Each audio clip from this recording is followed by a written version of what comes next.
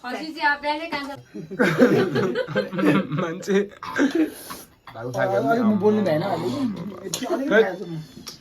चाहिँ हाम्रो चाहिँ एकदम भेटघाटको भन्नु कि छुट्टिने बेला भन्नु कि यस्तै हाम्रो चाहिँ बिहान पनि यस्तै हुन्छ राति पनि यस्तै हुन्छ होइन यो खालको पवित्र भाजा कसले खान्छ हौ खाना अब म चाहिँ खाना लागेको छु खाना सबै फ्यामिली खुसी छन् आमैले चाहिँ खिर भात खानुहुँदैछ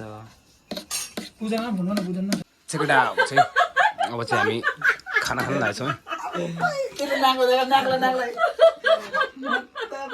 नाक नाक उसलाई भयो अरे ला हेर भात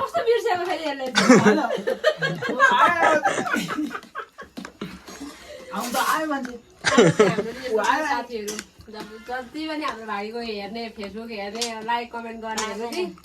बिहान कान्छा छोराले अलिकति भएको खसीको मासु सब प्याक गरेर लगिहालेछ हो छैन खसी भन्ने चाहिँ खोर्सै मात्रै छ अन्त घरमा एउटा भएको कुखुरा भुटभाट पारेर हो काटकुट पारेर यता गरेर अन्त आमालाई चाहिँ हल्का तर आमाले मासुहरू खाँदैन